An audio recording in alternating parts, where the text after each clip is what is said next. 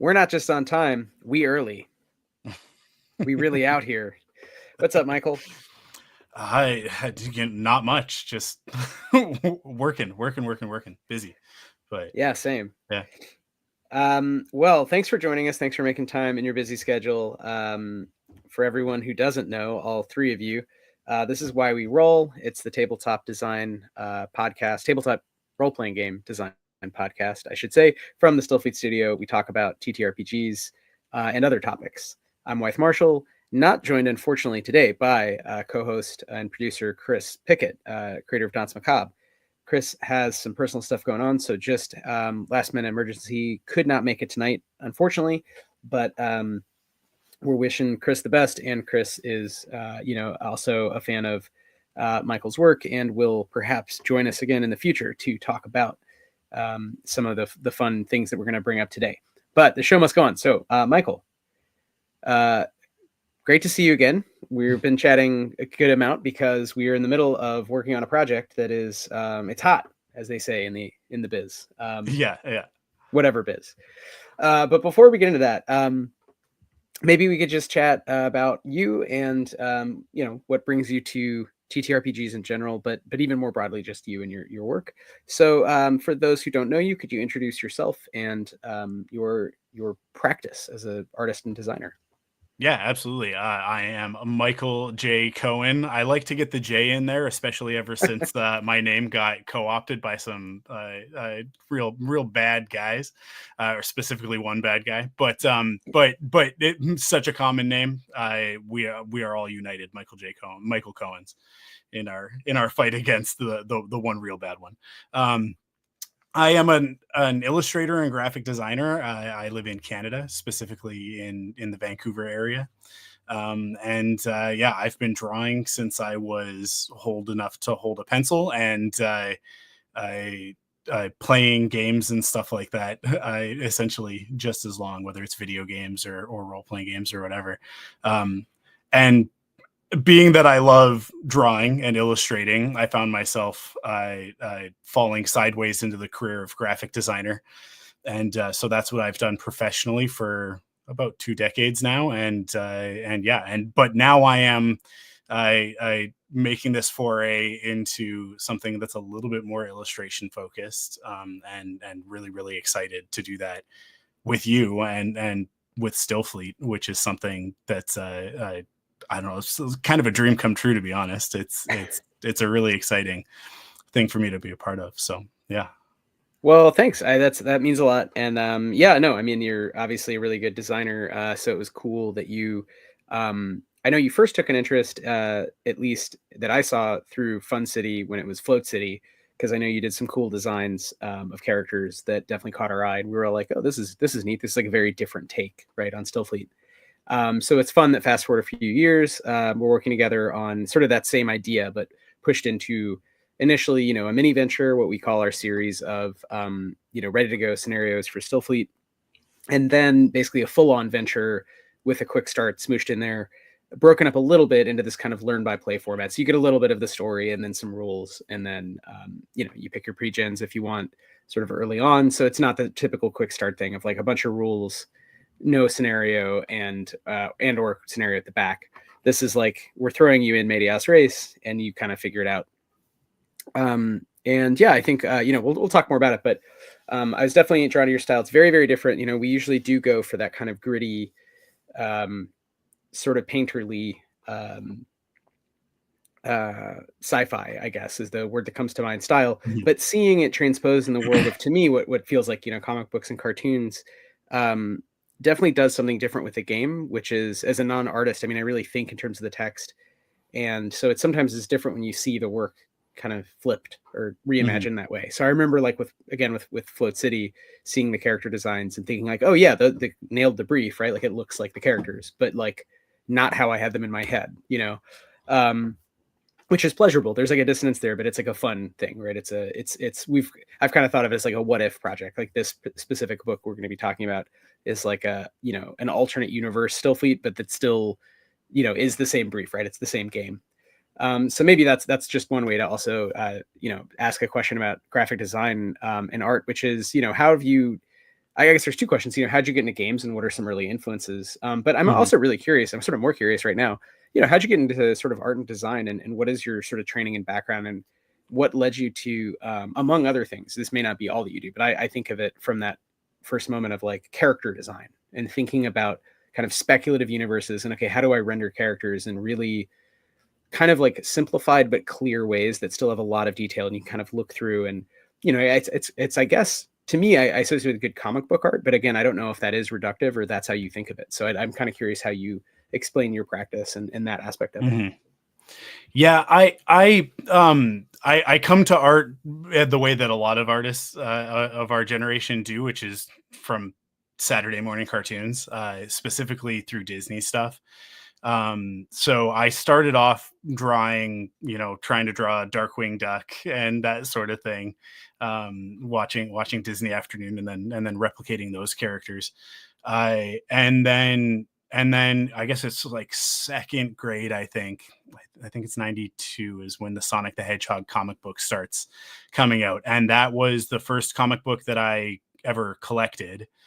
And Sonic became like everything for a really long time for me. So that was the obsession for a while, was I was picking up Sonic the Hedgehog comic books, and then breaking down the characters and drawing them, and yeah, just kind of developing it from there. So a lot of that influence, a lot of, like I said, Disney being a really, really big component of that, especially that specific era. Because I mean, that's the Disney Renaissance and Disney Afternoon era, which I think is kind of peak in terms of design and that sort of thing. Like, that's really when people say, "Oh, that's a Disney style character," Right. that's the era that they're talking about. They're specifically actually talking about one illustrator, and that's Glenn Keane, but most people don't know that. I didn't know that. But yeah, a lot of the characters that we consider like that core Disney style, like the Little Mermaid and stuff like that. That's who we're talking about. But he really defined that, and then everybody else kind of just riffs on that now. I but yeah, I mean, the X-Men cartoon, Spider-Man, within Disney Afternoon, Gargoyles was a massive influence. I would say that Gargoyles was probably the first thing that was like, oh wait, stories can be more than like this one thing happened this week, and then next week something else will happen, right? Like Gargoyles really had that week to week, I continuing narrative, serialized sort of story, especially as it got into later seasons, and that is something that I think really started to inform not just my drawing, but also just like the types of stories that I would get into.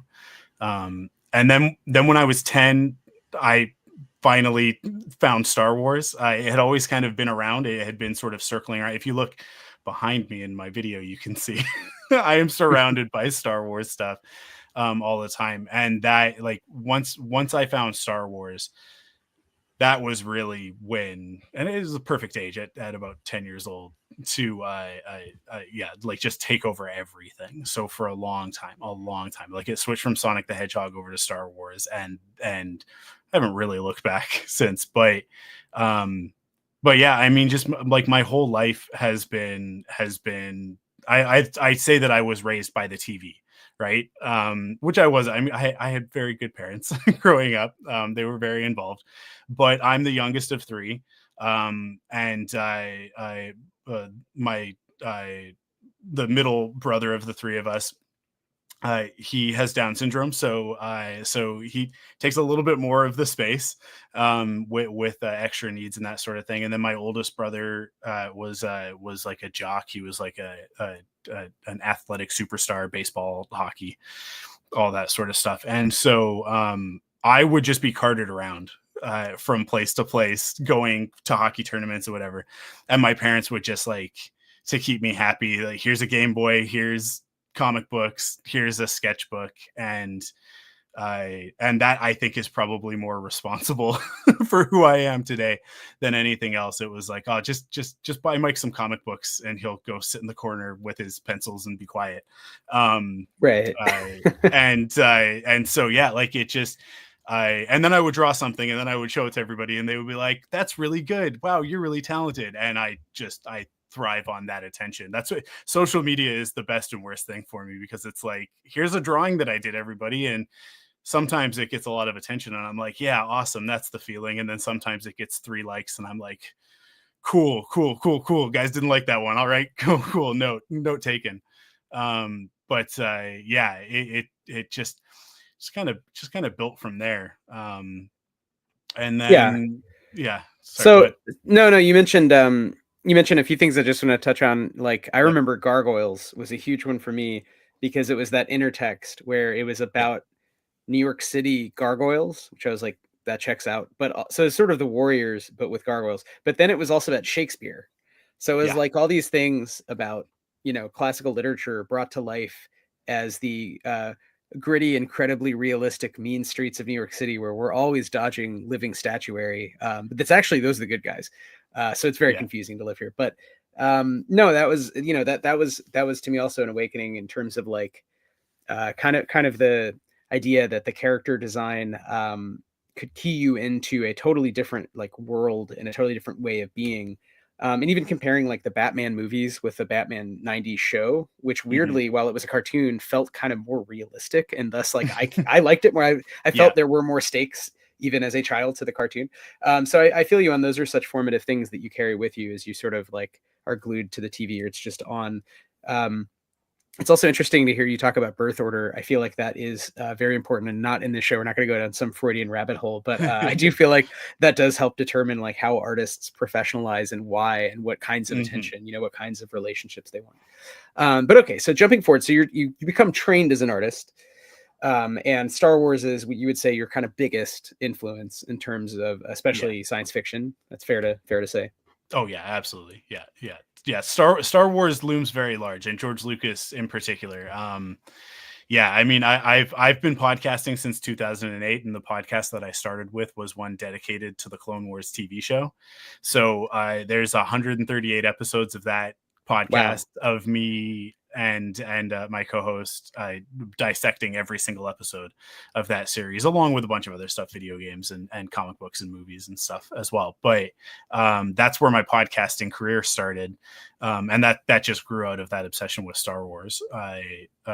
But being obsessed with Star Wars led me down the path of going to film school, and wanting to follow in the footsteps of someone like George Lucas, only to realize that is absolutely not what I want to do.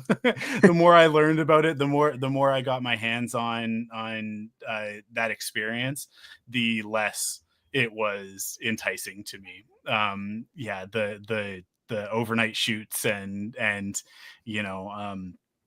grueling schedule and all of that sort of stuff, it's really not conducive to who I am as a person. So what did end up happening at film school though is I ended up doing everybody else's we had all had like our sort of like our thesis projects, right, and portfolio DVDs and stuff that we had to do, and nobody else wanted to use Photoshop. Nobody else wanted to do any of their design work. So I ended up like with a cottage industry in the midst of the final term of film school. And I think I did about 6 DVD cover art things, and as well as like the menus and like the label. This is back in the day when you would burn a DVD and then you would print out a sticker, those Avery like the pre-formatted sticker templates, and then you peel the sticker off and put it on the DVD, so that you had a very professional looking portfolio to send out and never hear back from anybody. Spend hundreds and hundreds of dollars that you didn't have coming out of film school. But yeah, everybody just hired me to do that. And so I made the decision as I graduated from film school, I'm not going to go into film. I'm going to be a graphic designer. And so then I just went on the internet and started teaching myself graphic design.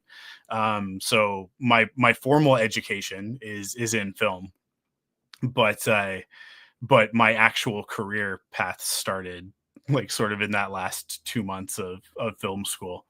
And yeah, so I taught myself HTML, taught myself InDesign, and I Illustrator. Already had quite a bit of skill with Photoshop from my illustration, but sort of learned my way around the rest of it.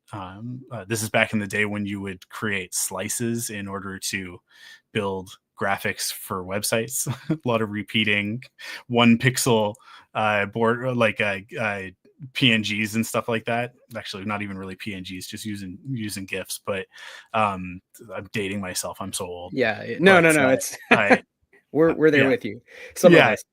But so yeah so at this time you have this practice going. I have to ask, this is one thing that Star Wars sparked in my mind was, did you play the role playing game? Have you played at this, when did you get into yeah. RPGs? And was the pathway in the most common, D&D, or was it indeed Star Wars, which is a big popular succession of games with different Yeah. systems? I don't know how well they model the universe of Star Wars because I don't play them particularly closely, but I mean, they're there.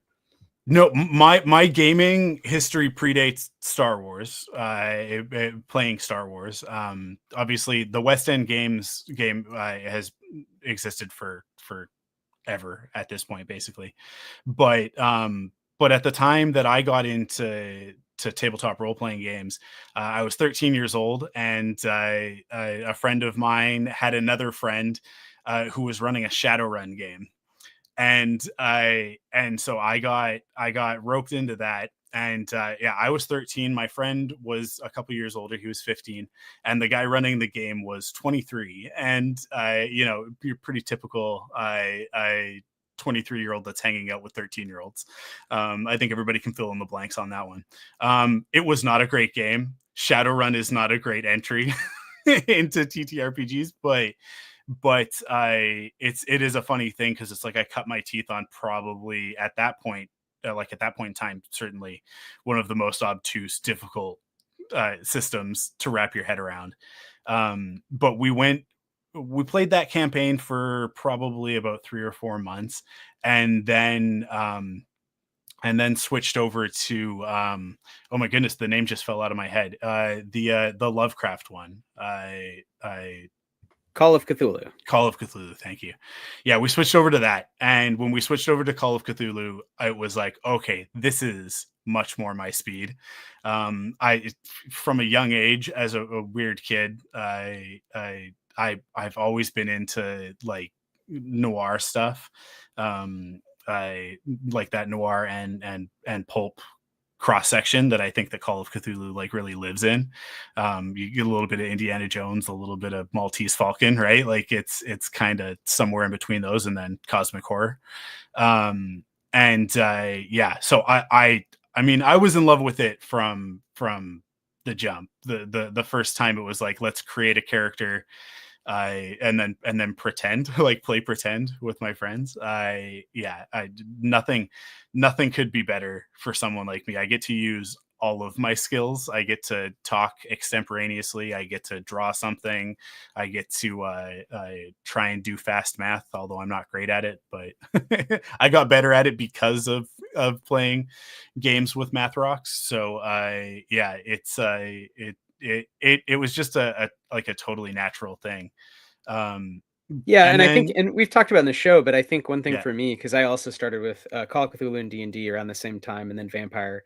And Call of Cthulhu to me was so great because it modeled something that wasn't in D&D or even Vampire mhm, really, which is insanity. Which now we've talked about, is that the most sort of appropriate way to think about mental health? Like you have a pool of points and it goes up and down when you see weird squid guys. Like I don't know, yeah, it's sort of offensive. It's sort of just dumb, but it was so much better than anything in D&D. I thought, like in terms of modeling like my relationship to cosmic horror, but just more generally like stuff in the world. So because in D&D everything is a thing you could hit with a stick or not. You just ignore things you don't want to hit, and you hit things that you can hit. And Call of yeah, Cthulhu already, as a 12-year-old or whatever, was getting into that space, like you're saying, of the kinds of stories I found. Hypnotic. Like when my little brother and I and our friend EJ and whatever would stay up late and watch like Tarantino and Cohen brothers movies, the early one. I mean, a lot of the ones that some listeners will have heard of had not come out yet because this is the mid 90s. But you know, they were like things that were not like D&D, but they were closer, weirdly enough, to Call of Cthulhu, stripping away all of the Lovecraftiana. You know, just the idea of like modern dudes walking around who like would probably die if you shot them once, and would also run away from a 500-foot tall squid, like hands down. So I think that was like a mind-opening thing as a young GM, to be like, I could create maybe not systems at that time for me, but at least like settings where there was more of a play around, you know, other kinds of modalities than sort of hitting stuff with various kinds of sticks and swords. So it's interesting that you also started with that game, which I feel like a lot of people have played it, and it's not like, it's still pretty popular, I guess. But I feel like it's birthed other better things by having like a crucible of like a modern game that, as Vex in the chat points out, is like actually decently mechanicalized and all that, you know, and have these like long, interesting noir plots that, you know, as a kid was like a gripping kind of choose your own adventure to like engage with. And again, in a different way, not to crap on the dragon game, but it's, you know, it's just like a completely different part of the brain to play with that. So interesting parallels, a continent apart. Actually, I don't know where you grew up. I just assumed, but you know. Yeah, and I mean, like in British Columbia, this stuff is when I was actually living in a small town in the interior, called Penticton, which some people have probably heard of. If you haven't heard of Penticton, you've heard of maybe the Okanagan, because the Okanagan has a cryptid, a well-known cryptid called Ogopogo. That's like the claim to fame. Yes. I totally know that one. Yeah. And so yeah, like Summertown, which means that like during the winter, it drops to like, I think the population drops to like 5,000 or something like that, and then during the summer it's like 20, right? Like it's wild how like what a flux there would be. But when you're one of those kids growing up, it was actually kind of awesome, because we could just kind of like wander around and get into trouble, and it wasn't like living in the city like I do now, where it's like there's a little bit more to be worried about. I wouldn't necessarily want my kids at the age that I was doing that stuff wandering around. But that's where you then get to like I'm just like, I'm off. I'm going. See you later. I leave at 7:00 in the morning with my buddy Bill, and we walk across town to Brad's house to play role-playing games. And yeah, we wouldn't eat all day. It was ridiculous. Like, this guy had no food in his house, but we were sustained by rolling dice and pretending to run away from squid monsters and stuff. Yeah. Sounds like you know, Penticton and the larger small town of Atlanta were similar in that time and place, in that sense. At least for the, you know, a lot of this is, I'm sure, class dependent, but it is always interesting to, you know, we always ask designers about first games, and obviously D&D, you know, if you did bell curve, a lot of it's going to be D&D. But yeah, big shout out to Brad. I think we got last episode there was a glitch, so I love hearing the names also of people's friends they like gamed with early on. Cool. Well, let's jump forward a little and talk about some of the work you do now, and then maybe that's a way into Nostalgitron. We can continue to go back to the shores of the lake haunted by Ogopogo. Haunted's probably not the right word, right? Ogopogo could be, I don't know the valence, like, is Ogopogo like, you know, good or bad in whatever sort of alignment system we use for cryptids. But well, I would put Ogopogo probably somewhere in like a true neutral. Great. Because Ogopogo's never hurt anybody, also never helped anybody. Like, the reality is that Ogopogo is mostly logs and sturgeon. But the myth of Ogopogo, I think, he's a true neutral, non-deity being. No, I also love the idea of a kind of confused, you know, like a cloud droplet problem thing of like, Ogopogo is real, but only when enough otters and logs and sturgeon and like leaves happen to fall, like hang out in the same area. And then when enough of them like get bored or have something else to do, like Ogopogo's like, I guess we'll go back to non-existence. But so from there, from sort of childhood influence and then professionalizing as a designer, what are some of the projects you've worked on that are adjacent to games in general, and what have you been playing, you know, since? What are some of the threads that have kept you going toward eventually trying out Stillfleet?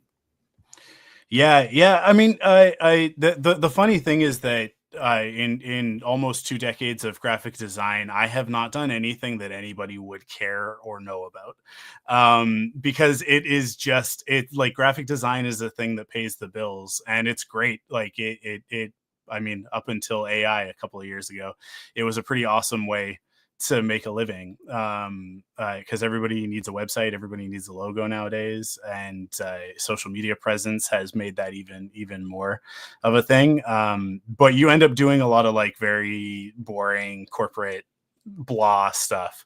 So my illustration up until a couple of years ago was just it was just a hobby. It was just a thing that I was sort of doing off the side of my desk. Every once in a while, an opportunity would come along, and I would get to do something cool. Like I am an official Star Wars artist. I have officially drawn for Lucasfilm. I did a series of sketch cards for Tops back in 2015. One in late 2015 and one in early 2016. Right around the release of Force Awakens. And so yeah, like that's probably like the most notable thing that I've ever gotten to do. I've done a few things sort of locally in the area, with comic shops and some other artists and stuff like that. I used to run an art show called 8 Bits of Destiny, which was all video game inspired art. I very much modeled after I Am 8-Bit, which was in Los Angeles. So I saw people doing that, and I was like, I really wish somebody would do something like that here. And I was hanging out with some other illustrator, comic artist friends of mine, and we just talked about it enough that I was like most things in my life, I was like, well, if nobody else is going to do it, I guess I'll do it. And so just yeah, went to my friend who owns a comic book store and said, hey, can we do an art show inside your comic book store? And then did it as part of the Vancouver Retro Gaming Expo for a few years. Yeah, we did about 10 shows. So like that's kind of when it comes to the art and illustration side of things, that's kind of as professional as I've ever gotten with it, until recently. So I coming up on a year and a half ago, I was laid off from my very nice corporate gig, where I was a creative director and overseeing 6 different brands in the mining industry. Super boring stuff. Very, very not fun on a day-to-day basis. I had to like sort of make fun where I could and make it as interesting as possible, but it paid really well. So I did that, and it gave me the time to do things like play role-playing games like Dungeons and Dragons and Star Wars and stuff like that, and you know, start a family and all of those sorts of things. But that layoff was very quickly followed by the realization that I was not alone in that. Like I have like absolutely zero shame in it, because I got laid off, and like so did like 12 people that I knew, not in Vancouver, like all over North America. Other designers and creatives, and like the film industry has been hit hard, and just all of this stuff because of AI and mass layoffs and just everything that's been happening in the culture lately. And so after about 4 months of very dedicated job seeking with absolutely no leads, I think I got one meaningful interview in about 4 months. My wife and I were driving one day having a conversation. She was like, well, if you could do anything, what would you do? And there were two things. It was podcast full time or draw full time. Like those were the two things. So I tried podcasting first. It did not work out. Being an influencer, being like a social media, you know, like posting everyday influencer, not for everybody. Very, very hard work. Very hard work. Like surprisingly. Whereas drawing every day, which I do every year in October, it started with Inktober, but I just kind of do my own thing where I draw a Star Wars character every day in October. Easy, like delightful, wonderful, makes me happy, fills me with all sorts of great feelings. And so it was like after about 2.5 months of the podcast thing really not working for me, it was like, okay, cool. am definitely doubling down and focusing on the illustration thing, because if I'm gonna do something all day and be exhausted, let it at least be something that makes me happy. And yeah, and drawing is that thing. So that's kind of what led me into this project, working with you, right? Like that these things sort of Right. coincided with pretty fortuitous timing for me. But I mean, I would have done it even if I was still working that corporate job. I just would have done it off the side of the desk and been that much more stressed out. But I being able to like really dedicate myself into it, while Yeah. still doing graphic design. I am still doing it as a freelancer and picking up gigs here and there. But yeah, that's sort of the path. Like that really literally brings us up to today. Yeah. Well, Where I'm at right now.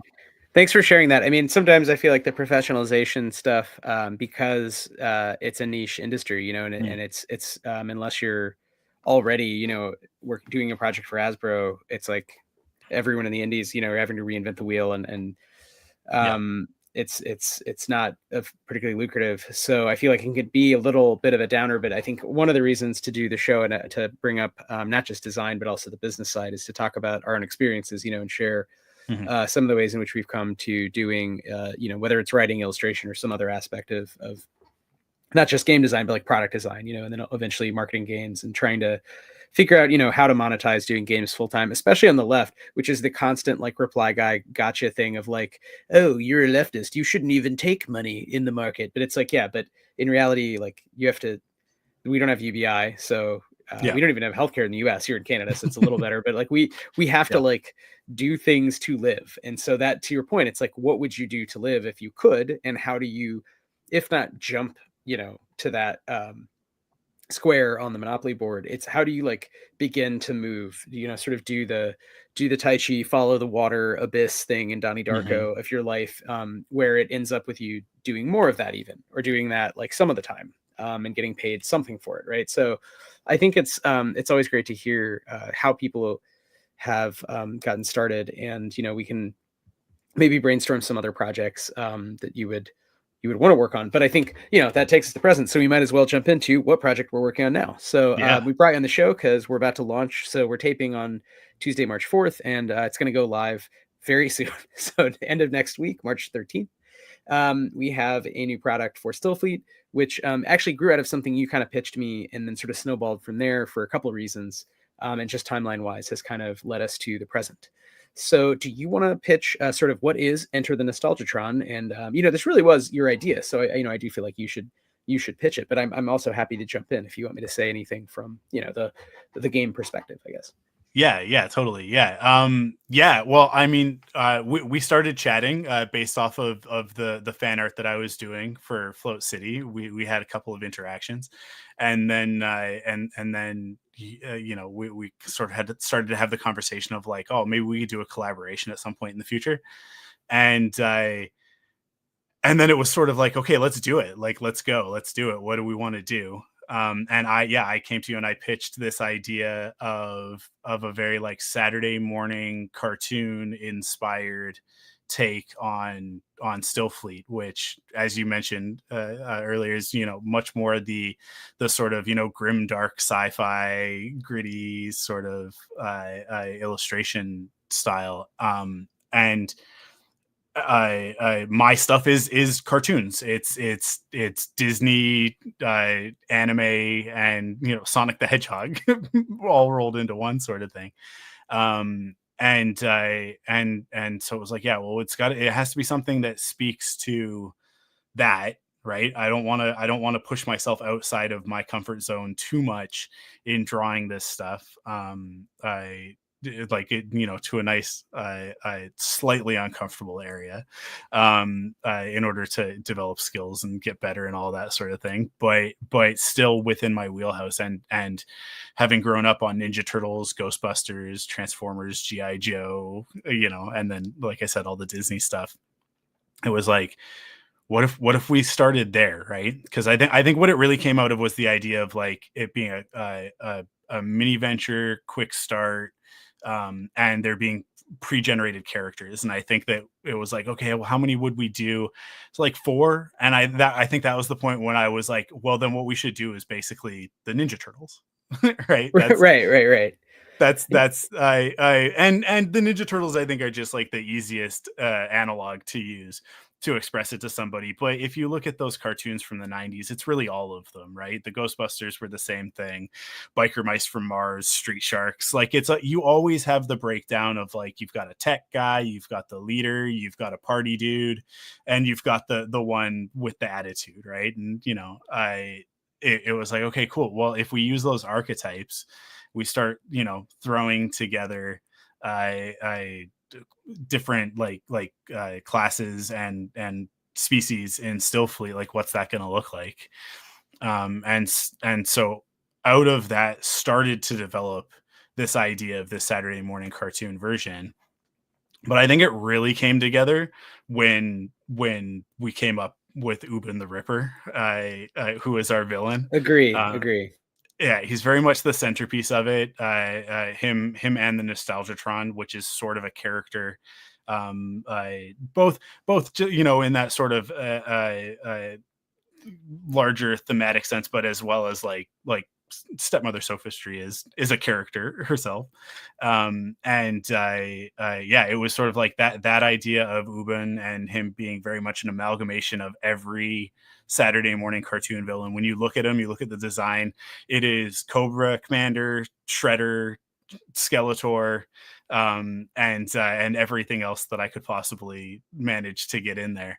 And then it was just, and then we started talking about like what the adventure would actually be, and that's where the Nostalgitron came in.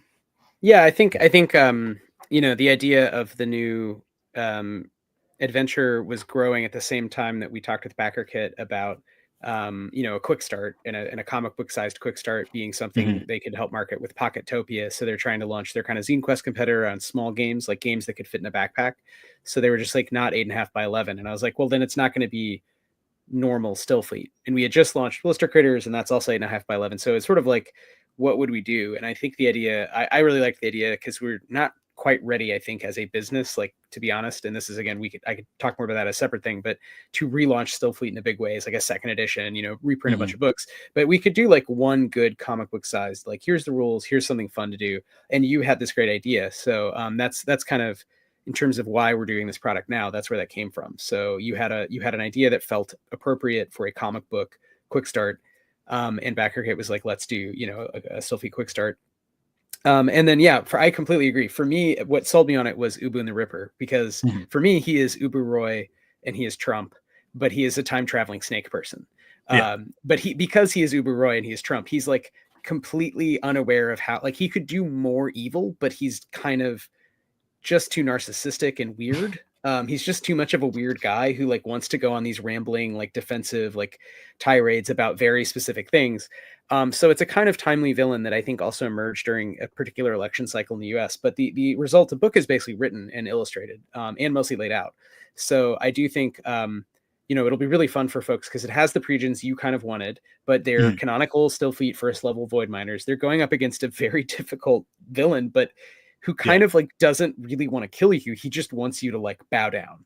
So it's sort of set up to be asymmetrical, which I think is fun in all adventure design personally, but I also love for a first level one that you would kind of set it up that way. And then mostly, to your point, and maybe you can say more about this, because again, you came up with most of these ideas, most of the adventure is the Nostalgitron. So the idea of this part of a probably moon or planet sized Snake Man Hulk that could travel through time and space that Ubun has stolen from his descendants, the actual Snake Man, because he's just, a petty serpent lord. And he's brought back just like a bubble of it that's still like, as big as a city. And it's full of, essentially, it's a dungeon crawl, right? It's full of weird stuff. It's made by nanites. And the AI, the concierge, whom we call Stepmother Sophistry, as a shout out to Auntie Entity, can make it do whatever on Ubin's behalf. So he's kind of set it up as a very particular kind of castle. So do you want to say a little about your design of like, all right, what kind of spaceship are we going to introduce first level Void Miners to in Stillfleet? Yeah. So I think we had kind of initially started talking about doing things in a bit of a modular way, right? So that it would be more than just one adventure, right?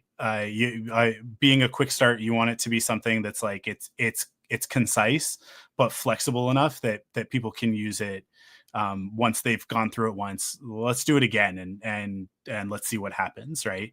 And out of that came the idea of these sort of randomized modular rooms inside this techno dungeon.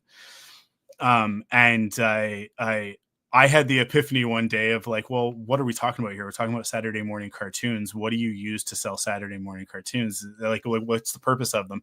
It's to sell action figures, right? And it's to sell play sets. And you'd get those commercials of like, Arctic battle zone Batman, and it's like, when did Batman ever do any of this stuff? And he's just smashing through like clear plastic cubes that like none of us had in our houses, but for some reason every kid in the commercial did.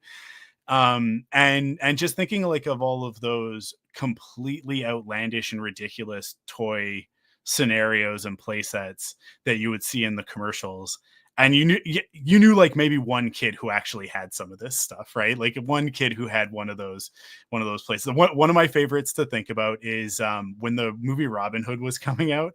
They did a ton of toys for that movie. They really tried to get kids to care about Robin Hood, and there was like a whole hidden tree fortress village playset that looked awesome. It looked amazing, and I remember seeing it in the store one time, and at that point in time it may as well have been $2,000, right? If it was probably $100, right? But we're talking about the mid-90s, so $100 for toys was crazy. You used to be able to get a Transformer for less than $15, and I'm not talking a little Transformer. I'm talking like a real one, right? Like Grimlock, or like Optimus Prime was like maybe $20. But yeah, like this thing was like massive and ridiculous and crazy, and nobody had that thing because no kid cared enough about Robin Hood to spend their hard-earned allowance or like convince their parents.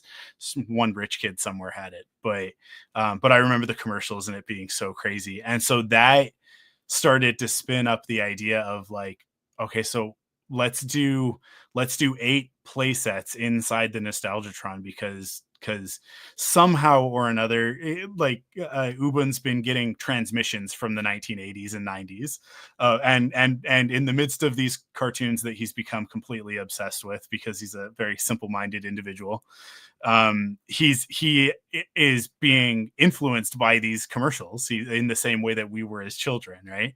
Only he has this nigh infinite powered super future space Hulk that can just like 3D print him anything that he asks for, and it's controlled partly by him but partly by this synthetic artificial intelligence that's like, yeah, I would like to do a murder, I would like to do a kill, and he's like, no, we don't need to kill anybody, nobody ever dies in this stuff, blue lasers, right? Like, so like there's almost like an inner conflict going on inside the narrative of like, well, the Nostalgitron wants to murder, it wants to lay waste, but it kind of needs Ubun's go ahead in order to do it because he's the one who's in control of it, and he just wants to play, right? But his idea of play is this intensely grueling gauntlet of absurd danger. Yeah.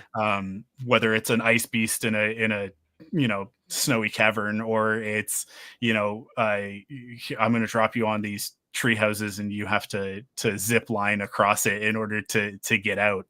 But just thinking of all of the ridiculous stuff that you could possibly want to play through, sort of like quote unquote for real. We're still playing pretend, but like translating that into game mechanics and into, well, it has those other levels, right, of interest. Yeah. So instead of the void miners in our heads being more realistic avatars for us in this scenario, because of the nature of the Hulk, they're kind of put into the realm of like, what the hell, like I'm kind of an action figure in this like life size, like almost like the classic Twilight Zone thing of like the sort of child with the power of God, the sort of child demiurge who just wants everyone to kind of play and, do sort of childish things, right? And that's I think something that the venture is playing with in terms of the joke, or the kind of like logic of it is this kind of super maximalist, like in the same way that, like, Ubu Roy is looking ahead at modernity and all of the chaos and like nonsense of like mass media culture just starting.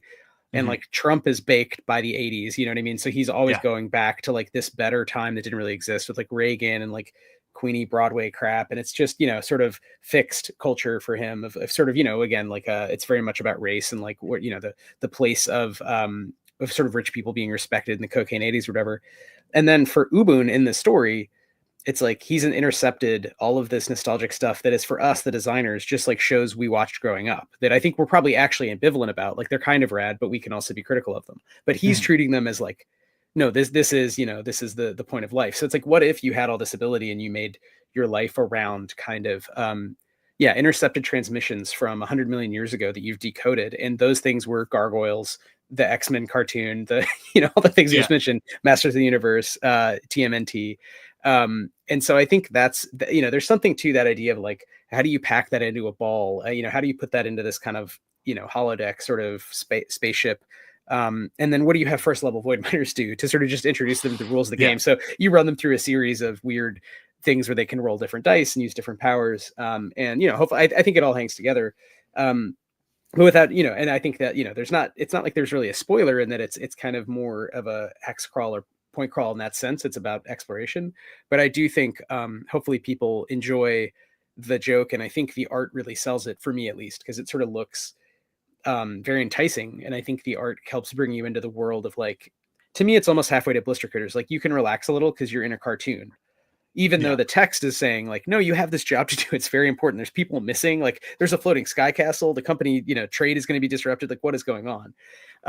So I feel like you've done a good job of walking the line of the idea you had and the impulse to kind of play with these sci-fi tropes, but still trying to make essentially like a quick start, right? Like something that new players could use, and also veteran players, right? It is a new full venture, it has a bunch of new stuff, and there's some bonuses and other wacky shenanigans, but I think that gets at the core of it.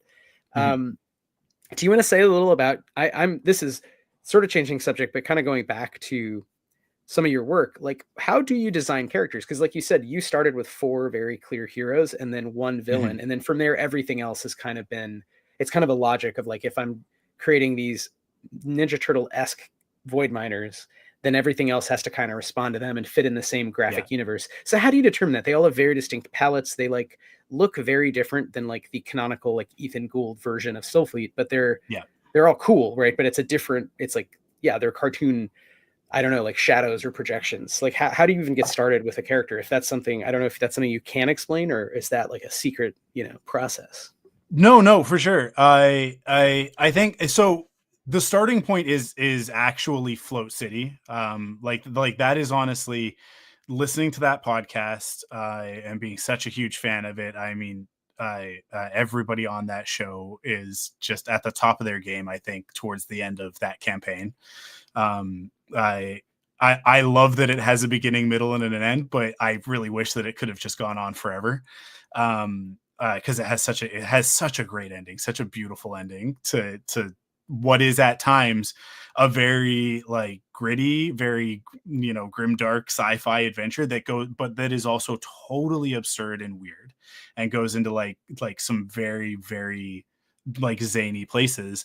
And so when I was drawing those characters initially, I'm going off of sort of, you hear the description of the character in the podcast, in the first couple episodes, and then the podcast continues and you listen and, you're sort of building that character in your head as you go. And so I had these very like specific like visuals of what the characters looked like to me.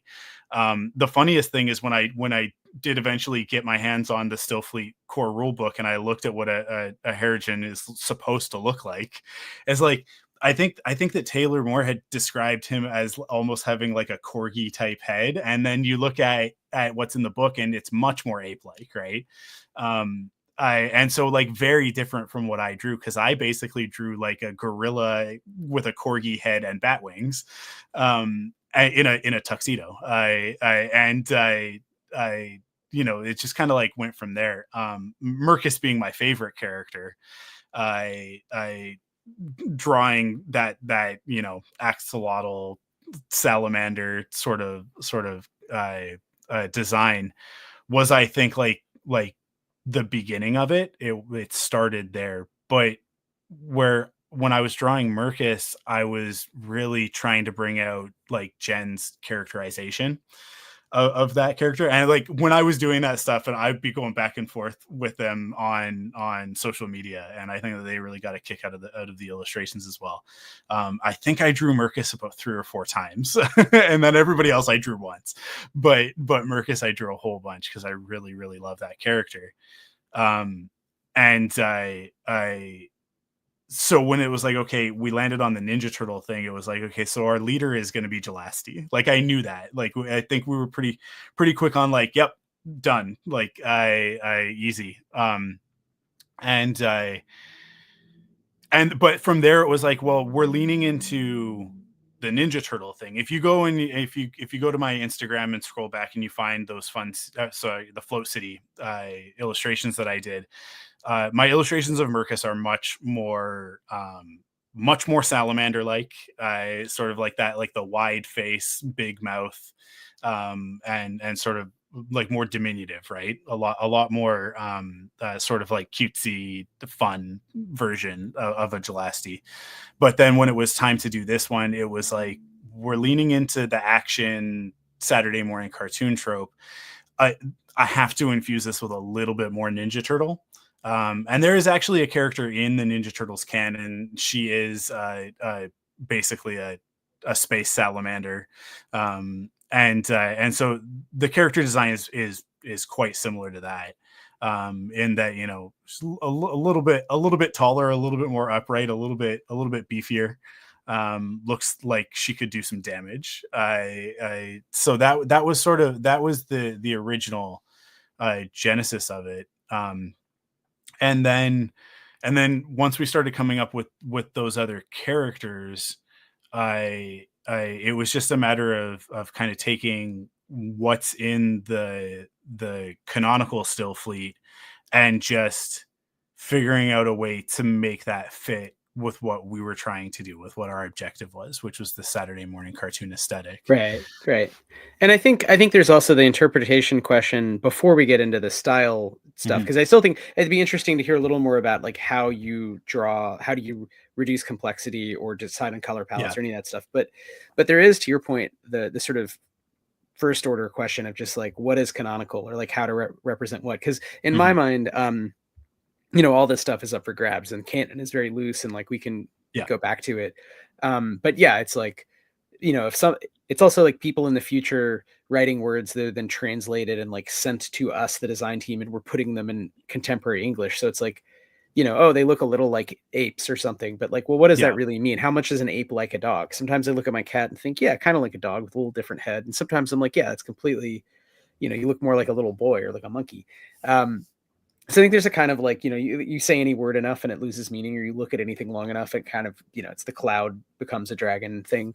But it's interesting to hear you say that. And I definitely, I personally really like Jelasti. So I like both that Mercus exists and that you were like, yes, the Jelasti is the boss, even though, canonically the Jelasti are not, as fighty. It's like, let's make a really fighty Jelasti, which has become a thing in the game.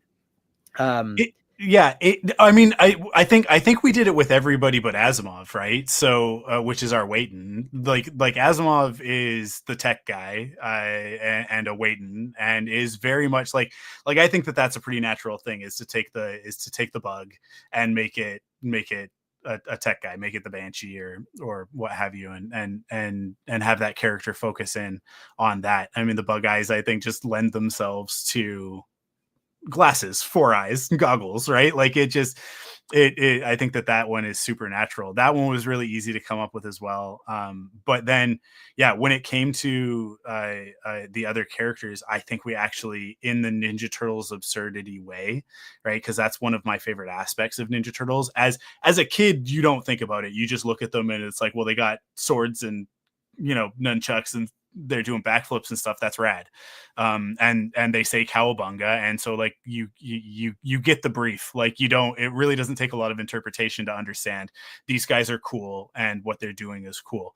But then as an adult, when you look at what Eastman and Laird were trying to do with the Ninja Turtles, what the original genesis of those characters was, is like they were making fun of Frank Miller. They were making fun of his Daredevil run. That's why the Foot Soldiers are called the Foot, because the bad guys in that are the hand, right? So the idea of the Ninja Turtles in and of themselves, like they're satire, like they come from a place of poking fun at Marvel Comics, and like the biggest Marvel comic at the time, because it was like this thing, they were making fun of the edgelord grimdark interpretation of Daredevil, which everybody else was sitting around, because this is also the time when Batman starts wearing all black and all of that, right? So like they were looking at it and going like, man, these comics are getting way too serious, way too self-serious. And so they created the Ninja Turtles to take it down a peg, right? So when I look at Ninja Turtles as a point of inspiration, that is oftentimes a place where I'm starting, is like, what can we do to be subversive, right? Like what can we do to take something, the idea that the slowest animal in sort of our literary canon would be a bunch of ninja, is just like, it's dumb when you think about it, right? And it's like you think about the way that when we were kids, we were losing our minds over Turtle Mania, and then the adults in our lives were like, you're really into this, like you really like they're turtles, right? Like, why do you care so much about turtles all of a sudden? And they, like, the adults just couldn't get it. They just couldn't get into it. But as a kid, you're like, yeah, absolutely. So I wanted to do a lot of that. So we take a Gelasti and we make them a very like stoic, confident leader with dual laser katanas, right? In order to like make her look like a real badass. We grab a Molruk and we put him in what is basically like an Exo Squad suit. I mean, quite literally, I use Transformers as reference. I'm even looking at one of them right now. Like I've got them on my desk, these little Transformers figures, and like that, like the sort of like blocky, more mech armor rather than sort of, you know, like an egg, like a, I don't know, I guess they're more like power suits sort of when you look at the core book and you look at the canonical Still Rider sort of aesthetic, right? But for me it was like, no, like we're gonna put this guy in something 1980s, make him look like he's from Exo Squad or Transformers or you know, one of those sorts of things.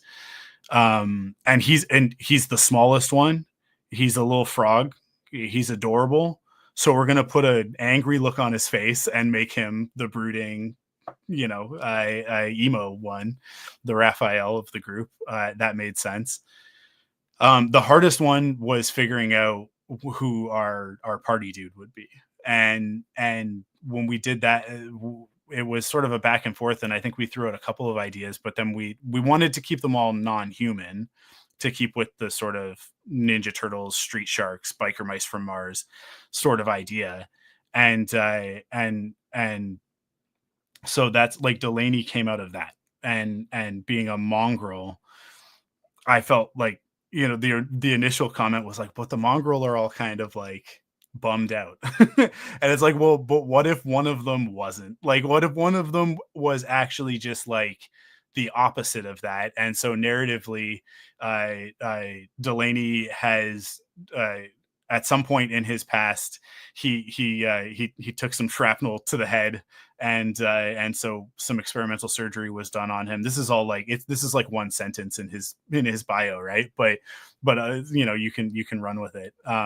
And it left him basically like inverted, it switched the polarization in his mongrel brain. So instead of everything bumming him out all the time, he is always smiling. He is always in a good mood. He's always down to party. And then it was like, so instead of him being more like sort of wolf or bear like let's give him a hyena head, right? So he's got that that goofy smile and the laugh and all of that sort of thing, and make him the party dude. So that's where those characters came from. That was the process of coming up with that. But you can see there where all of them are kind of, you know, subverting the expectation of what the canonical Stillfleet version of these characters are. And that's just something that I do. Like if you look back at the history of every character I've ever created in D&D or Star Wars RPG, or my werewolf character when I played the World of Darkness stuff, I always do this. It's always, here's the box, and I'm always like, cool, I'm gonna color outside the lines, just to see how much I can get away with and how far I can push it with. And to put it in game design terms too, it's like you're taking tropes that are familiar, whatever it is, whether it's a trope from wider nerd culture or literature or whatever, cinema, or in this case from a fairly niche, you know, from the Stillfleet core rulebook and it, you know, the way it was instantiated in Float City, and you're like playing with those. And then also visually, I mean, you're kind of playing around with like expectations or ways of drawing that are kind of pastiches, but they're not it's not like one-to-one. Like it wouldn't be fun beyond like copyright law or something. It would just be like weird to just draw like a Ninja Turtle, right? So it's always like a version of it's like, this is a trope that is kind of recognizable, but it's doing its own thing. And that's true at the level of like designing the characters, the first level, you know, pre-gens, as well as just like how to draw them, as well as every other thing in the book. So the book is full of just, you know, kind of very familiar but unique moments, because I think you're taking a lot of tropes. It's kind of the maximalist approach, which again is very different. Like Ethan and I think are maximalists, but we just approached the game very differently. We were hewing closer to like, let's do it realistically. And I think most, you know, all the other products will be in that vein for the sort of mainline, you know, Stillfleet stuff. But for this quick start, it was kind of to me it reminded me a lot of Justice Warriors, which I love. You know, so a more recent comic book that is doing some of the same play with tropes around cartoons and comics, but in the service of kind of a new left critique of, you know, where we're at politically in the global north, right? And especially, you know, in big cities and around policing and whatnot. But it's very silly. I mean, it's literally, there's a guy made of poop, sort of meatwad main character, and so it's like, you know, it sort of it fries your brain because it's doing serious things, but with these characters that are just like, what the hell is this? Like, I know this trope, but also I've never seen it, you know, played out in this way. So hopefully that is kind of fun for Stillfleet players to kind of get their hands on. I don't think ours is quite like at that level of absurdity, you know, like Beavis and Butthead stuff. It's more in that, as you're saying, like really hewing closely to the sort of cartoon action figure, comic adjacent really design of those characters, where, you know, they all had sort of unique color palettes and logos and stuff. So it's almost like each of them is like a little brand, and that's that's part of the joke, you know, that like everything is about sales of like cartoon you know, action things. Like you said, the version of Batman who doesn't exist in the comics, who is somehow ice themed, so that you could have like a version instead of black where he's wearing white with like a blue cape, and it's like, it has no narrative logic. It's just to sell a toy. But then you have to invent, then you end up, you know, there's kind of the backward reconstruction of like, well, what does Ice Batman do all day? So I know it's something I find kind of weird about, and annoying about like the actual IP, but I love the idea of like, let's just make fun of it and lean into it. And like, what would that be like for an RPG?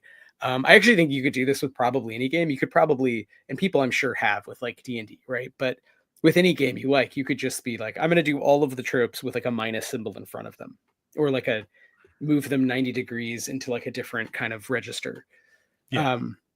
So that's all to say, could be taken as kind of design advice for like how to get started with like thinking of, you know, NPCs, plots. I don't know, just take a trope and then, you know, go a little sideways. In the interest of time, I think let's move on to some other aspects of the project. I don't know, Michael, if there's other stuff you want to chat about. I definitely want to hit the some of the bonuses, some of the structure of like this campaign, just because it's kind of also new and interesting, and we're kind of making it up. So it's not like, it's a little less salesy and a little more like, I don't know, this is stuff that we're currently working on. So if people have ideas, but do you want to introduce sort of the crossover aspect, or, you know, the collab? Are we talking about the Blackthorn stuff? And just like all the bonuses, like the fact it's a little bit of a different campaign for us, because again, it's not like purely we're just making one book. It's like, you get a bunch of crap. Yeah, there's an interesting thing with crowdfunding and where it's at now is that I think that we've all sort of participated in different crowdfunding campaigns, and so we've all seen it, from that side of things of like, oh, okay, what kind of stuff, what kind of additional things do I want to get, and how much do I want to kind of, feel like I'm getting milked once I've supported the core project. And so I think you and I made a decision very early on to kind of keep it very very tight, and to not really do like senseless merch. You know what I mean? Like the hey, back us and also get a t-shirt. And it's like, yeah, t-shirts are great, but I got a lot of t-shirts. I've got a lot of posters. I've got a lot of, enamel pins and and all that stuff, which it's all cool stuff. I like all of that, but the things that have always worked for me are the things that's like, okay, what am I getting? If I'm getting a role-playing game, then let the add-ons be things that are going to add to that game, right? Stuff that's optional, totally optional. It depends on your play style and what you do at your table, but options that could, I think, enhance it, right? So that started with the idea of us doing these little acrylic standees. So they're basically tabletop minis. So if you're the type of player like I am, who really likes to use a 1 inch by 1 inch grid map with your game, just to visualize, where our characters in relation to each other. It honestly, it helps my ADHD stay focused on the game, because if I can see it in front of me. Otherwise I feel like my brain ends up spinning out and, worrying about, but where is everybody? Who's standing next to who? How far away am I from that guy? So yeah, it was like, cool, let's do minis, but I don't do 3D modeling. That's sort of outside my skill set. It's not really something that made a lot of sense, but we could do really, really cool, just 2D illustrations on just a really nice high quality acrylic miniature at that size.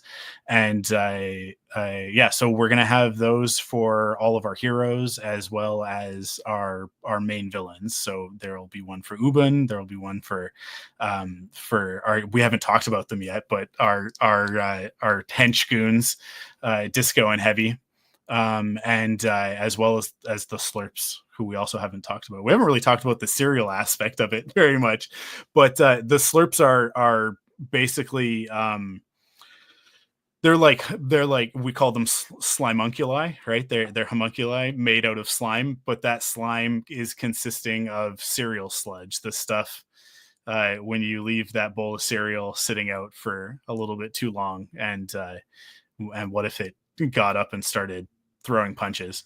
So that's what the Slurps are. So we'll have minis for those, as well as the 4 heroes that I just talked about.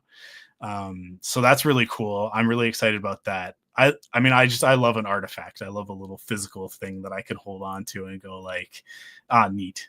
But yeah, well, I think like you said, also the merch, it's also just doing it differently every time. And I never play that way. Although we used to draw everything out just with dry erase on a foldable 1 inch by 1 inch D&D, battle map. Yeah.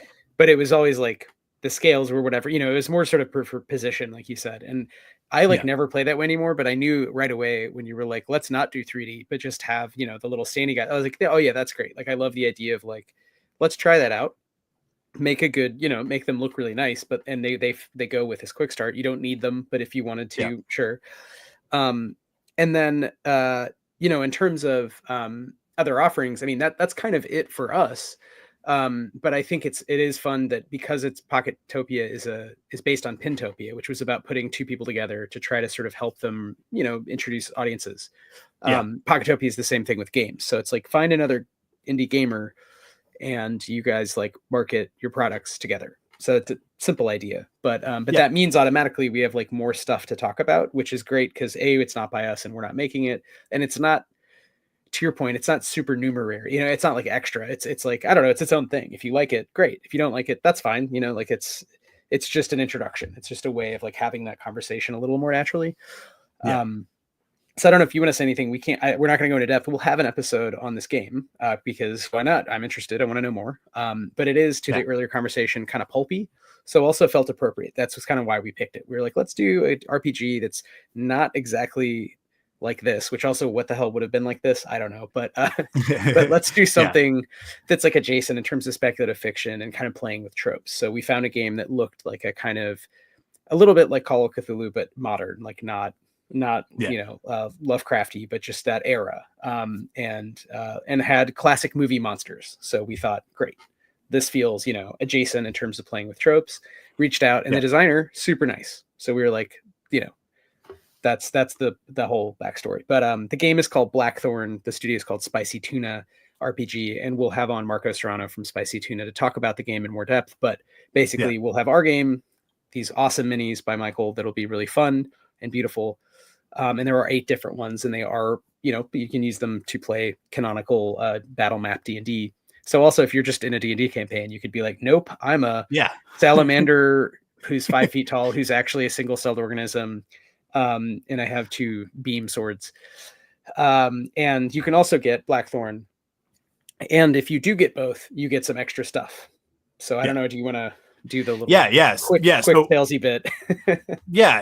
Backerkit has a cool functionality that you can partner with other campaigns, and when you back both of them, it sort of like triggers it and lets you know, like, hey, this person backed both of these, and then you get bonuses when you do that. As a matter of fact, if you back 6, you get like a dice bag as well during Pocketopia. I just saw that today when I was looking at the campaign did not know page. that.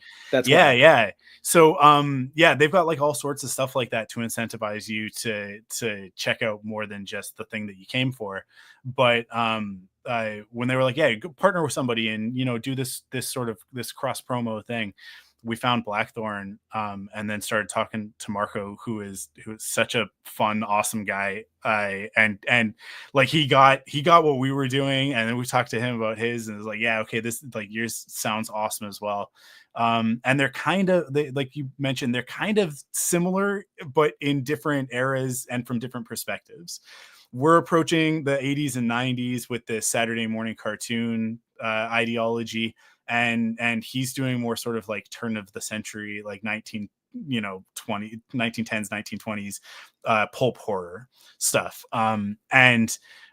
So when we started talking about what could we do to cross these over, right? How could we make something complementary from your aesthetic and bring it over into ours, and vice versa. And so what we've done for Nostalgitron is we've essentially ported a 1920s type of horror character into the Saturday morning cartoon 1980s ideology. And so we have it's basically an additional room for the Nostalgitron. It's another playset, but it is focused around a character, and that it's a character that you will probably end up fighting with. He's a werewolf. He's a teenage werewolf, in fact, that wants to box you. He wants to bare knuckle brawl with you on a haunted boardwalk, a la Scooby-Doo or something like that. And so we just got to like riff in it's almost like improv, right? Like it's almost like an idea gets tossed out, and then the next person goes, and then the next person goes, and that's how we built it. And so it's super, super fun little bonus that you get if you back both of us. And then on the flip side of that, you'll also get a version of one of the slurps in Blackthorn that is essentially like the Blob. It'll be sort of like this all-consuming slurp that's escaped somehow, narratively, who knows, but somehow from it's come from beyond, and beyond being the far future of Stillfleet and the Nostalgitron, to hit the era of his game, to the setting of his game, and it's been unleashed there. And what are you going to do to stop it? How are you going to stop this thing? Because it seems pretty unstoppable. And these are both like oversized postcards, so they're like kind of match the book. So it's kind of like a comic book with these 2 big ass postcards, kind of like missing spreads from the book. Yeah, So basically. Yeah. I think it's Yeah. fun to think about these, like you're saying, like how does this work? Well, scientists can't prove that time doesn't go both ways, right? We just only experience it one way Exactly. to date.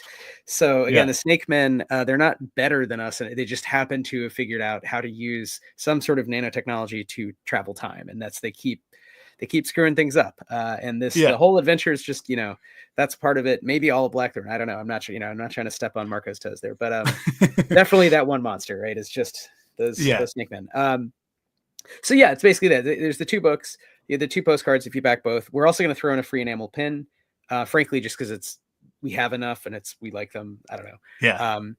And yeah, and then the last piece is, Michael, you've taken a trope that I particularly like and remember that I hadn't expected to encounter necessarily as a major piece of this, and now we've done a whole spin-off mini venture that we're going to give away to people who back in the first Yeah. 48 hours. So I don't know if you want to introduce Scruth, and then we'll kind of wrap it up. But that's Yeah, feels for like sure. an important part.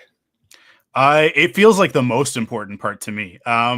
Scruth is not something that I think Wythe and I created so much as Scruth has always been and will always be, and we're just the conduits. We're just they are working through us to be made manifest in our reality, and the form that takes is with it's kind of a mini venture inside the Nostalgitron venture. But what it actually is a crossover episode of Scruth's TV show that we all know and love. Scruth steals the show, and Scruth is a talking chub cat. Which I shouldn't have to explain to anybody, but I will. They are basically a hypercolor neon, blue, pink, and purple, six-limbed, four nostril alien 3D printing mistake that gets into shenanigans. If you took every trope of a Garfield, Eek the cat, cat dog, like Nickelodeon, Real Monsters sort of, nonsense cartoon show like that, you rolled it all into one character. That's going to be Scruth. But Scruth is lovable, adorable, and incredibly annoying. All of those things.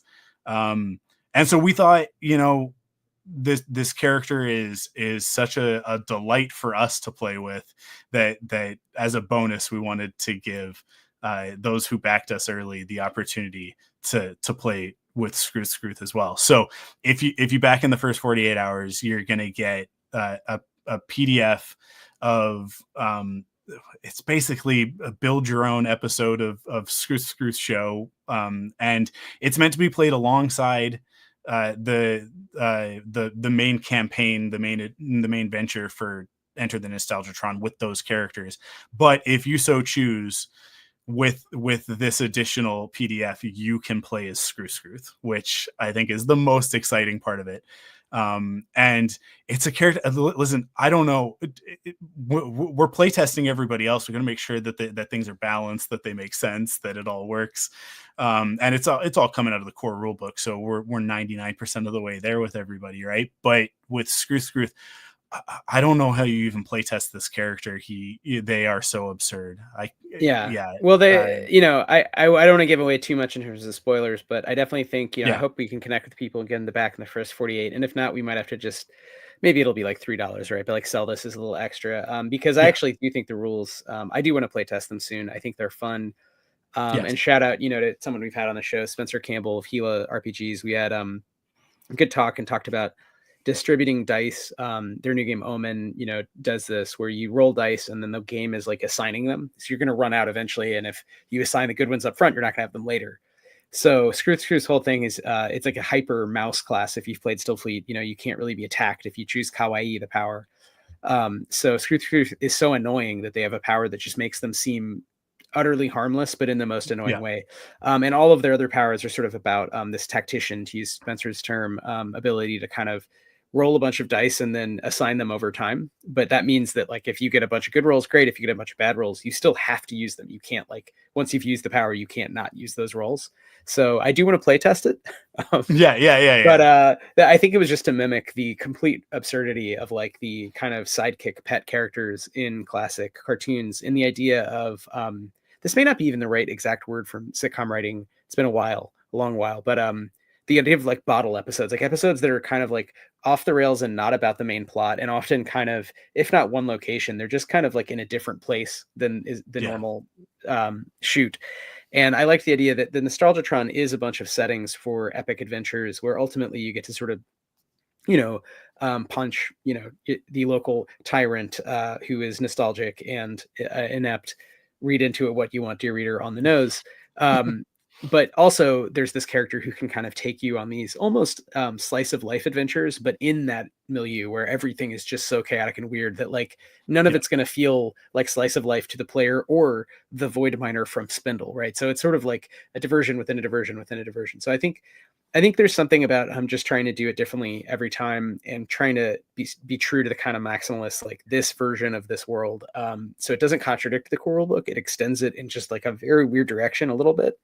And then just so people know, Ethan and I are working on the whole crawl deck first and then the Void Miner's Handbook. So really getting back to the basics of like, what would a 2.0 version, what would a stripped down version, the rules and intro to the lore alongside the Refactor's Handbook. So all the lore and a lot of like stat blocks and things that have been published and a lot of venture material that needs to be metabolized probably into multiple books at this point. But, some of it can be in some of those materials in terms of kind of getting people started on different, I would say like more classic, hard SF, literary, kind of like feminist SF and like, cosmic fantasy, science fantasy almost, stuff. Here it's like, okay, but come with us, maybe play 2 sessions of it, right? 3 sessions. And hopefully it gets some people to try out the game. So I hope even maybe Scrooth, we don't really know. We're kind of following, I feel like, correct me if I'm wrong, Michael, we're following our bliss, right? We found a character and we're like, he deserves his own, or they deserve their own, because there's one Scrooth,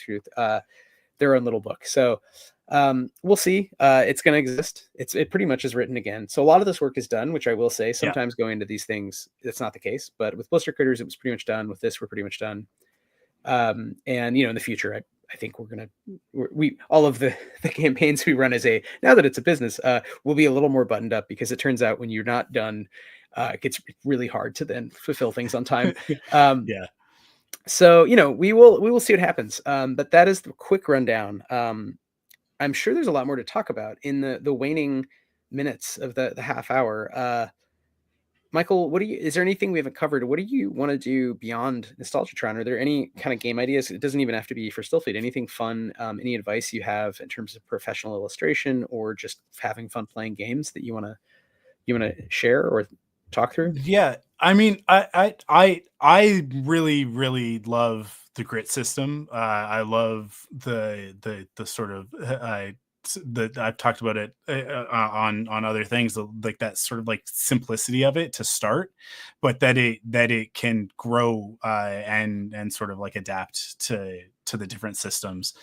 Or the different games that it's being adapted to. So, like whether it's Stillfleet or Blister Critters or Danse Macabre, and like it's just it's a very easy system to get your head around. But once you do, like once you've got those core mechanics figured out of your pools and your dice array for creating characters and assigning skills and stuff like that, the sky's the limit. Like it to me feels like taking something like a more classic D20 system and paring it down into a little bit more of like just what you need, rather than having 30 different skills on a sheet that you have to keep track of all of these numbers, or they're abstracted across abstracts and that sort of thing. So I would love in the future, I've talked a little bit about this, but I would love in the future to take maybe even some of the ideas that we've developed in Nostalgitron and flesh them out into something that is specifically geared towards that. And that could take a whole bunch of different forms, and I'm like noodling that in my head. And there are even existing IP that I think it would fit really well for. And there's one in particular that I won't say here, I'll just tease, but one that I have access to some people who are pretty integral in the management of that IP. So I kind of want to explore that as an idea. But I just yeah, like taking that system and trying to build something around it. But also another idea that I've got that I'm noodling with and playing with on my own, based off of sort of like the learning experience that this has been, being the first thing that I've game designed, and you did a lot of the heavy lifting, and I just sort of threw ideas out there, and then you would turn them into something more concrete and something actually in Stillfleet, in the system of Stillfleet. But I feel like there's a whole generation that gets left out of the fun when it comes to tabletop role-playing games, and it's because they are TTRPGs are very complex most of the time by nature, and that's like young kids, but they want to do it, they want to play it. I have a 5 and a 5 and an 8-year-old, and I would love to play games like this with them more often, but every time I think about, okay, well, let's play D&D, there's so much reading, there's so much math, and I want them to do that stuff. But I want them to do it at their level, at a level that's accessible to them. And then on top of that, be something that I can engage with as well, because there are versions of Dungeons and Dragons or tabletop role playing that cater to that audience, but I feel like they cater to that audience, and they end up becoming more board games. They end up becoming way more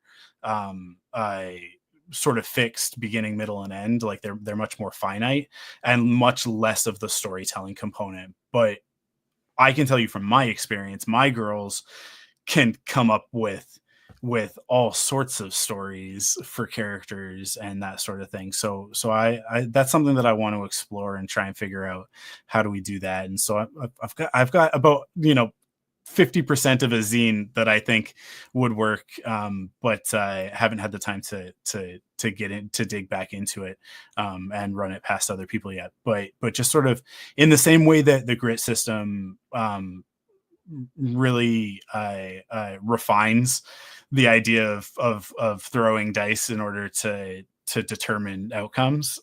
Something similar to that, but even simpler. Even simpler, but it's that balance of like, it's simple but it's still extensible, I think would be the right word. We can take it and go further and build more stuff off of it, and that's where the potential is in game design. So those are my big things. Well, that's a lot. That's a lot, Michael. I know that we've briefly chatted about, future possible projects, and a lot of that's dependent on the studio, not just me. And also, quite frankly, again, the business side, because, it is a little different if it's me doing work on my own with friends here and there, versus, having a kind of the ability to make a production schedule and have to then create, a marketing schedule and kind of figure that out. So that's a lot of the stuff that we're transitioning toward. That's not what the show is about, but it's kind of an aspect of, I think, the professionalization and like, what are indie RPGs, and should people just make up all their own stuff? That's fine. Or just play D&D. That's fine too. But we sort of envision this middle. So I'm very curious about some of the stuff you brought up, and we'll have to have you back on for one. Maybe we can even do some on the air, working through your creation, or talk about some of your ideas, if when that would be of interest or beneficial. But certainly lots of people want to create games that are appealing to younger kids. And I think that's kind of probably a growing niche, I would imagine. I don't have like hard market research numbers, but I would imagine that, that's like a big piece of not only what, Wizards is up to, but just generally like a lot of indie designers. I don't think that's why we did Blister Critters by any means, but I will say, I mean, it is more appealing to a wider range of younger kids. So it does skew younger, compared to Stillfleet, right? Of the two sort of main RPGs we've launched. So it'll be interesting to see, not only obviously your future work, but also, just with Nostalgitron, even like, does that tap into something? Does it resonate clearly, as it's literally in the title, nostalgia? We're kind of satirizing stuff we grew up with, or are there kids who pick it up because it looks, bright, colorful, and, easy to engage with? but yeah, these are all great topics for the future. Thank you so much for chatting. And I know we dwelled a lot on Nostalgitron, but this was meant to be, I think, the kind of big kickoff announcement, chat. So I hope that Yeah, was yeah, for sure. fun. Um, and yeah, think about it, and maybe in the future, yeah, we'll have you back and talk more about process and like coming up with new ideas and new characters and all that. Mhm. Um, was there anything else before I let you go that you wanted to add? And if not, could you tell folks, so how can we reach you? How can we follow your work? Where do we find more Michael J. Cohen design and illustration? Yeah. Yeah, Arkangel Wulf is my moniker on the internet. That's the business name, I suppose. But it is Arkangel with a K and Wolf with a U. But yeah, you find Arkangel Wulf on Instagram, Blue Sky, TikTok, Facebook, basically everywhere but X these days. That's the last place I want to be. But and most of that is me sort of posting art and my illustration stuff, and I'll be at like local comic conventions and toy shows and stuff like that here in Vancouver. So if anybody is listening to this by any chance in that area, I'll be at a bunch of stuff over the course of the next few months, and I'll be selling my trinkets and prints and whatnot, along with Enter the Nostalgitron at some point, and other Stillfleet and Stillfleet Studio stuff. So but that's pretty much it. Other than that, it's the podcast. So I am the creative director, it's my fancy title, of the Thunderquack Podcast Network.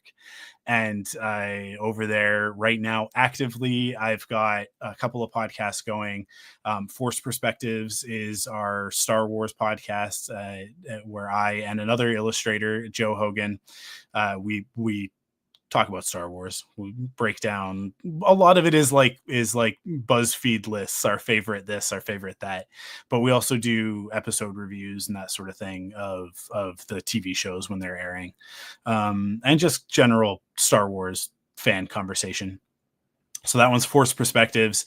And then my passion project when it comes to podcasting is a podcast that I really, really, really want people to go listen to, that I really love doing.